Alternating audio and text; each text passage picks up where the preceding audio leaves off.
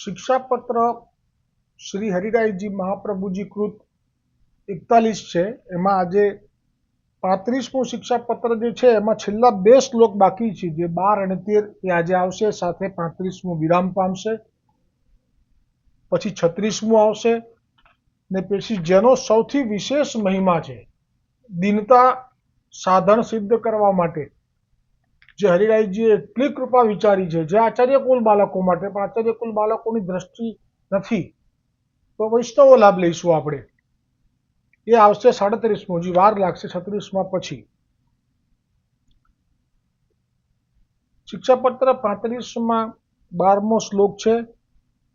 આસુરી જીવો માટે થઈને આ પત્રમાં વધારે વર્ણન છે.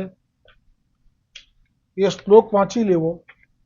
12મો સંસ્કૃતમાં શબ્દાર્થ છે, જેનામાં પ્રીતિ અસંભવ હોય તેને ઘણું કરીને આસુરી જાણવો.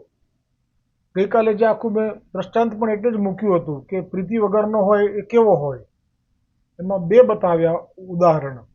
એક તો પ્રીતિ શૂન્ય, જે આ વર્ણન કરી રહ્યા છે તે હરિરાયજી ગોપેશ્વરજી, કે જગન્નાથજીના મંદિરમાં જ રહેતો, પૂજારી હતો. એની માતા એ પણ જગન્નાથજીના મંદિરના સેવામાં નાનપણથી સંકળાયેલી હતી, પણ એની માતાના લગ્ન થયા પછી એણે એક મલેચ્છ સાથે શારીરિક સંબંધ બાંધ્યો હતો, અને મ્લેચ્છથી પેદા થયેલો એનો એક પુત્ર જે પ્રીતિ શૂન્ય હતો. કેમ કે સ્વાભાવિક જ મ્લેચ્છ પિતા હોય એને તો આપણા ઠાકોરજી પ્રત્યે પ્રીતિ ન હોય, એટલે એ જ પ્રમાણે એ પુત્ર પણ પ્રીતિ શૂન્ય હતો. અને એટલા માટે થઈને જ જગન્નાથરાયજીની સન્મુખમાં વિનંતી કરવાની જે વાત આવી છે ગઈકાલે, કલમ, કડીઓ અને કાગળ, એનું સ્મરણ કરી લેવું માત્ર, એટલે પ્રીતિ શૂન્યની આપણને સમજ રહે. અને બીજા જે છે એ અન્ય માર્ગીયમાં દ્વારકા લીલાના જે જીવો મેં કયા, ગોવિંદ દુબે પદ્મ રાવલ, એ લોકો જે પડ્યા એ વિમળા અને તન્મધ્યાની સખી છે. તન્મધ્યા કાં તો સત્યા, એ સત્યભામાની સખી જે છે ગોવિંદ દુબે છે. વિમળા એટલે કે રૂકમણી સખી છે એ પદ્મા રાવલ છે. હવે એમની જે પ્રીતિ શૂન્ય ન કહેવાય, પણ એમને અન્ય માર્ગીય અથવા તો મર્યાદા પુષ્ટિ સૃષ્ટિ કહેવાય. પણ આ પ્રીતિ નથી, એ તો મેં કહ્યું એવા લોકો જેનામાં પ્રીતિ અસંભવ હોય તેને ઘણું કરીને આસુરી જાણવો. તેવા આસુરી જીવ સાથે નિત્ય સંગ કરવાથી પોતે પણ આસુરી થઈ જાય છે.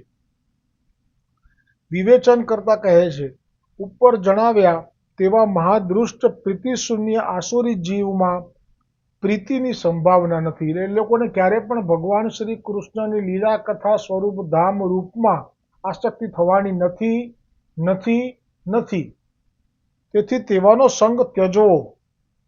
ભગવદીયના સંગ વિના નિત્ય આસુર ભાવ ઉદ્ભવે છે. એટલે ભગવદીયનો સંગ છૂટે એટલે આસુર ભાવ આવવા લાગે છે. જ્યારે તાદસ્યનો સંગ થાય ત્યારે આ આસુર ભાવ નિવૃત્ત થાય છે. શ્રીમદ ભાગવતના 11 સ્કંદમાં શ્રી કૃષ્ણ ઉદ્ધવજીને કહે છે કે યોગ, સાંખ્ય, ધર્મ, સ્વાધ્યાય, તપ, ત્યાગ, ઈષ્ટાપૂર્તિ એટલે શું? વાવ બંધાવવી, ધર્મશાળા બંધાવવી, સ્કૂલો બંધાવવી, દક્ષિણા, વ્રત, યજ્ઞ, તીર્થ, નિયમ, યમ, આમાંથી કોઈ પણ ભગવાન શ્રી કૃષ્ણ કહે છે કે મને વશ કરી શકતું નથી. આપના વચન ઉપર આપણને તો વિશ્વાસ હોય કે ના હોય, બીજાને તો ચલો ના હોય, બીજા ધર્મના લોકોને, પણ શ્રી કૃષ્ણ કહે છે તો આપણને તો વિશ્વાસ હોવો જ જોઈએ. જેમ સત્સંગ મને વશ કરી શકે છે, એમ અન્ય કોઈ મને વશ કરવા અશક્ત છે. આ મહિમા તો સ્વયં શ્રી કૃષ્ણએ કહ્યો અને ગોપેશ્વરજીએ અહીંયા ટાંક્યો. કેમ કે સત્સંગ એ અન્ય સર્વ દુસંગને દૂર કરનાર છે. એટલે કે આ જે ઉપર કહ્યા એમાં દુસંગને દૂર કરવાનું સામર્થ્ય નથી જ. સત્સંગથી જ રાક્ષસ, દૈત્ય, પક્ષી પશુ ગંધર્વ અપ્સરા નાગ સિદ્ધ ચારણ ગુહ્યક વૃત્તાસુર પ્રહલાદ આવા રાક્ષસ અને નીચ યોનિમાં જન્મેલા પણ સત્સંગથી જ મને પ્રાપ્ત થાય છે. હવે છેલ્લો શ્લોક 35મા પત્રમાં 13મો. દૃષ્ટ કર્મ કરનાર કર્મ દૃષ્ટ થાય છે. વિપરીત દ્રષ્ટિવાળો જ્ઞાન દૃષ્ટ થાય છે. પ્રીતિથી રહિત જીવ ભક્તિથી દૃષ્ટ થાય છે. જે માર્ગમાં આ 3 દોષ હોય છે તે માર્ગમાં રહેનારે આ દોષોનો ત્યાગ કરવો. વિવેચન. હરિરાયજી કહે છે, દુષ્કર્મ કરનાર જીવને ભૌતિક દૃષ્ટ જાણવો. વિપરીત જ્ઞાનવાનને જ્ઞાન દૃષ્ટ આધ્યાત્મિક દૃષ્ટ જાણવો. આ બંને દૃષ્ટ સત્સંગથી ભગવત ધર્મમાં કદાચ પ્રવેશ કરી શકે છે. આમનામાં સંભાવના છે, પણ વળી પાછી એ જ વાત આવી. પ્રીતિ શૂન્ય ભક્તિ રસ રહિત જીવને આધિદૈવિક દૃષ્ટ જાણવો. આ બંને દૃષ્ટ જીવ સત્સંગથી ભગવત ધર્મમાં કદાચિત પ્રવેશ કરી શકે છે. કયા? દુષ્કર્મ કરનાર અને જે વિપરીત જ્ઞાનવાળો એ કદાચ પાછા આવી શકે છે. પરંતુ પ્રીતિ શૂન્ય ભક્તિ રસ રહિત જીવને આધિદૈવિક દૃષ્ટ જાણવો એ જીવ કદાપી ભક્તિનો અધિકારી થતો નથી. તેથી પુષ્ટિ માર્ગીઓએ સર્વથા તેનો ત્યાગ કરવો, તો જ તેઓ પોતાનો ભગવદ ધર્મ સાચવી શકશે. ઇતિ હરિરાયજી વિરંચિત પંચત્રિશતમ એટલે કે 35 શિક્ષાપત્રમ શ્રી ગોપેશ્વરજી કૃત ટીકાનુવાદ સહિતમ સમાપ્તમ. આવતીકાલે 36મો પત્ર શરૂ થશે.